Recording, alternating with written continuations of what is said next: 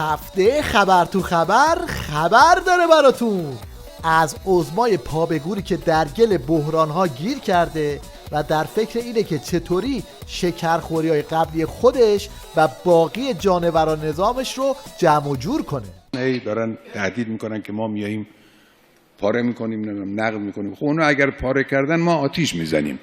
نفت اینو رو نمیذاریم صادر کنه که معنیش اینه که نفت کل منطقه صادر نمیشه. آمریکایی‌ها این هشدارها رو جدی بگیرند. اگر اونها از ناوهای هواپیمابر خود به عنوان یک تکیهگاه و مبدأ قدرت استفاده می‌کنند، باید بدونند اونها منهدم خواهند شد.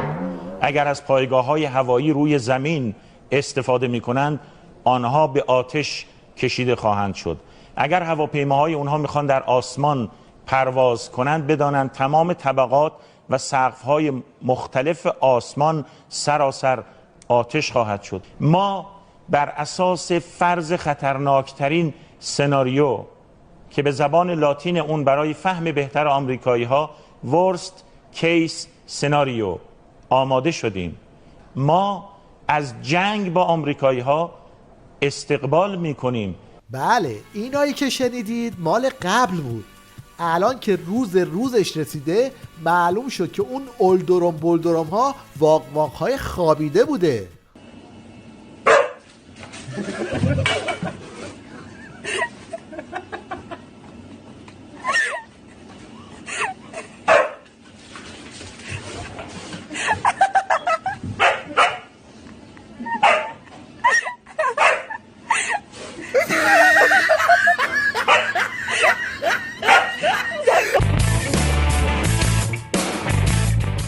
زیر فشارهای همه جانبه خامنه بدجوری آب و روغن قاطی کرده و دچار سرگشتگی استراتژیکی شده. یه روز میگفت دو موضوع غیر از تحریم رو هم مطرح میکنن. یکی مسئله جنگ را، یکی مسئله مذاکره. شبح جنگ رو بزرگ میکنن برای اینکه ترسوها رو بترسونن، چون بالاخره ما یه مش ترسو هم داریم دیگه. هم راجع به جنگ هم راجع به مذاکره صحبت میکنن. به طور خلاصه در دو کلمه جنگ نخواهد شد و مذاکره نخواهیم کرد.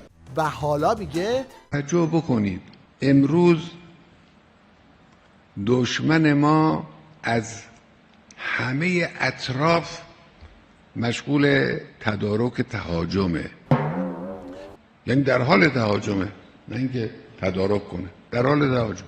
در مقابل این دشمنی که آرایش جنگی گرفته، ملت ایران بایستی آرایش مناسب بگیره. معلوم میشه که آرایش جنگی واسه دشمن خارجی نیست، واسه مردم و کانونهای شورشیه.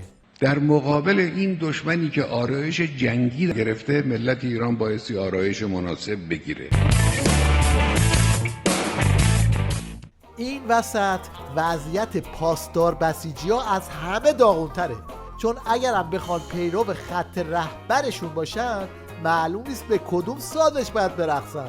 ما همه پیروی خط رهبریم، ما همه پیروی خط رهبریم، بر صف دشمنان حمله میبریم. وحده وحده وحده وحده لا شریک لا شریک لا شریک لا شریک وحده. بریدگی و ریزش فقط تو این پایین ماینا نیستا، اوضاع بیریختر از این حرف هاست. بذارید بدون تعارف عرض بکنم آقای رئیس جمهور، بعضی از وزرای شما بریدند و در شرایط خدمتگزاری در جنگ اقتصادی نیستند. بریدگی از بالا تو مراسم معارفه سرکرده جدیدشون سلامی خالیبند تابلو شد. 4 نفری که تا حالا فرمانده سپاه بودن رو یه جا جمع کردن. آخر عاقبت سلامی رو میشه از رو 3 تا قبلی ها فهمید، چون هر 3 تاشون بریدن. سردار عزیز جعفری بیرق فرماندهی را به سرلشکر سلامی سپرده و او می رود تا این امانت را بلند کرده و با نیروهای تحت امرش در 40 سالگی انقلاب خطیرترین وظایف این 4 دهه را به انجام برساند. برای سنبل کردن این ریزش و بریدگی تیویریش رفت سراغ یه استدلال نخنما و سعی کرد نشون بده که این یه جابجایی معمولیه که هر 10 سال یه بار باید انجام بشه. این گرد همایی یکی از سرنوشت سازترین جلسات جمهوری اسلامی ایران است که هر دهه یک بار تکرار می شود. حساب و کتاب 2 تا 4 تا هم حالیش نیست، چون تو 40 سال گذشته این مراسم 3 بار انجام شده نه 4 بار. سر هر 10 سال هم نبوده. تازه سبزعلی رضایی 16 سال سر کار بود، همین عزیز جعفری هم 12 سال. یعنی هر وقت فرمانده قبلی بریده این برنامه رو راه انداختن. وقتی فشار و ترس قاطی بشن حساب و کتابم قاطی میشه دیگه.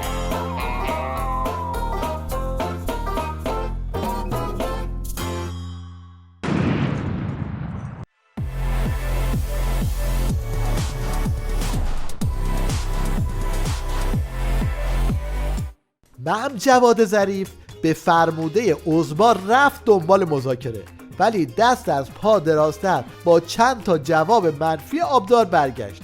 این بار دیگه از اون نیشی که تو ملاقات با موگرینی تا بناگوش باز می شدم خبری نبود.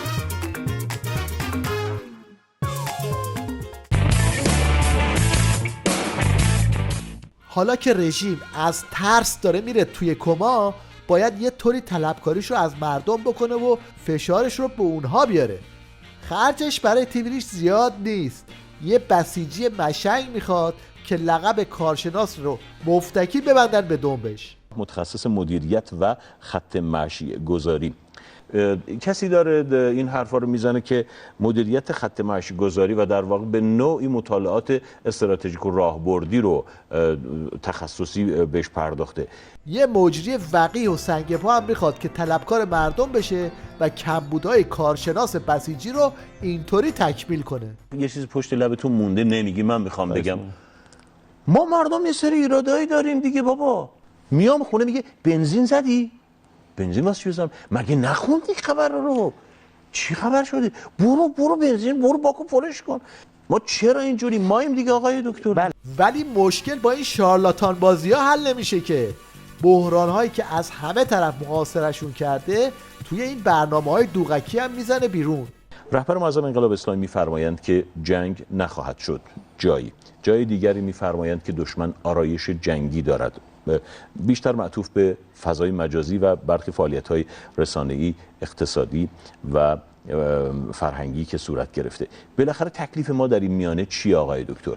ما یه مقوله پیچیده‌ای گرفتار شدیم. کورس قیمت دلار و ماجرای بازار و ماجرای خودرو و ماجرای دغدغه کاهش توانایی مالی و معیشتی مردم یک طرف، شرط و شروط امریکایی‌ها یک طرف، ماجرای تحریم نفتی یک طرف، ماجرای تحریم هسته‌ای دوباره یک طرف، افق آینده تحریم محتمل پتروشیمی یک طرف، آرایش نظامی در منطقه یک طرف، تنگه هرمز یک طرف، امارات و عربستان نادان یک طرف. و این میانه ما باید چه بکنیم؟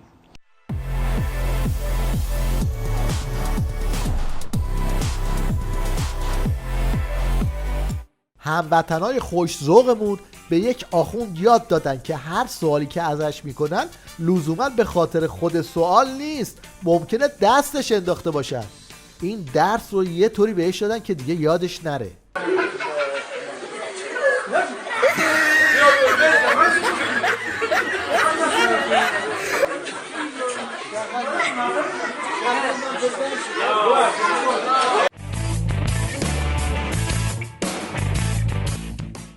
مشنگ این هفته پاسدار خود استراتژیست بین حسن عباسیه. روزش تو مشنگی صاحب سبک بود، چه برسه به الان که همه تو نظام یه جورایی قاطی کردن. میخواست دخالت تو کشورهای منطقه رو توجیه کنه، ژست و پوز مدافع حرم و محور مقاومت رو ضایع کرد. اگر $1 جمهوری اسلامی برده در سوریه و عراق، الان داره $1000 برمیگردونه. اگر یک ماه پیش رئیس جمهور رفت توی عراق قرارداد بست 14 میلیارد دلار، بابت این بود که قاسم سلیمانی 70 میلیون دلار برد اونجا خرج کرد. امروز دولت ما نمیتونست بره 14 میلیارد دلار قرارداد ببنده. آورده یعنی این 70 میلیون دلار خرج کردی، 14 میلیارد دلار قرارداد بستی. در سوریه عمده معادنش دست ماست، چون پول خرجی که اونجا کردیم و سوریه نمیتونه بده. سوریه به مدت 60-70 سال معادنش دست ماست، ما استخراج میکنیم، 10% میدیم به سوریه، 90% پولش میاد تو ایران. این که ما بریم با اروپا آمریکا ببندیم $1 هم دست ما رو نگیره، ولی بریم تو سوریه و عراق کار کنیم اینجوری دست ما رو بگیره، این هنره. اینو یادتون باشه، اینا نقطه قوت‌های ماست. یعنی اومد ابروی نظام رو برداره، زد چش و چالش رو کور کرد.